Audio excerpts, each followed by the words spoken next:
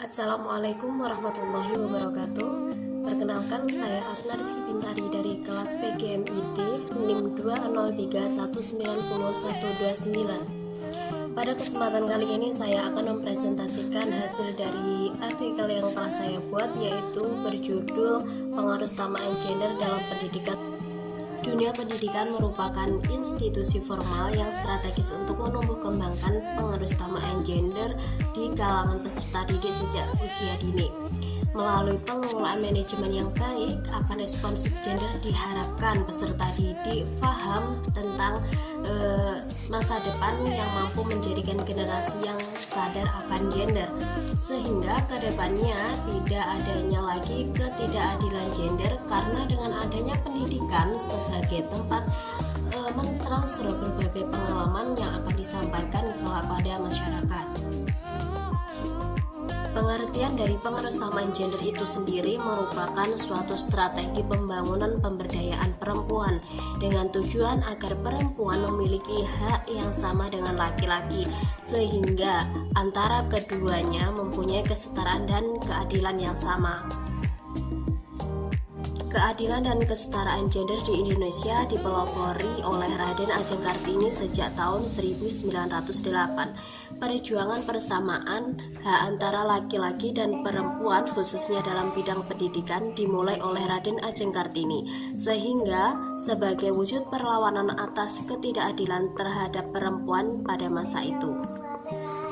Perspektif gender pembangunan yang ada di negara Indonesia terlihat mulai berkembang pada masa pemerintahan Presiden Abdurrahman Wahid melalui Impres nomor 9 tahun 2000 yang membahas tentang pengaruh kesamaan gender dalam pembangunan nasional. Kemudian pelaksanaan Impres ini selanjutnya diperkokoh dengan diadakannya pembentukan Menteri Negara yang bertugas khusus menganalisis serta mengontrol pengaruh kesamaan gender. Di negara Indonesia, sejak zaman Hindia Belanda, Raden Ajeng Kartini telah mempelopori adanya suatu kebangkitan perempuan dalam kehidupan negara, masyarakat, maupun berbangsa.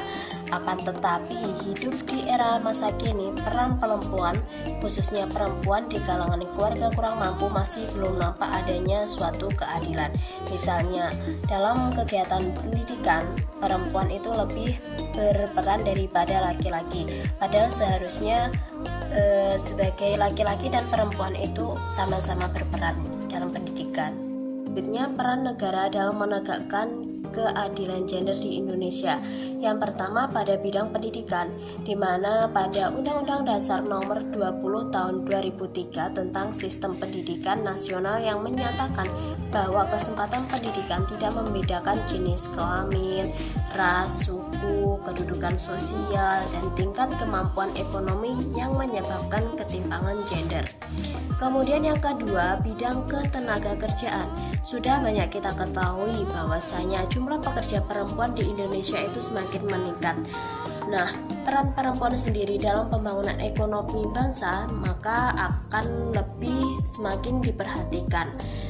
Kemudian jumlah pekerja perempuan semakin meningkat daripada laki-laki. Nah, yang ketiga pada bidang pertanian. Seperti yang kita ketahui bahwasanya sebagian besar masyarakat Indonesia bekerja sebagai petani.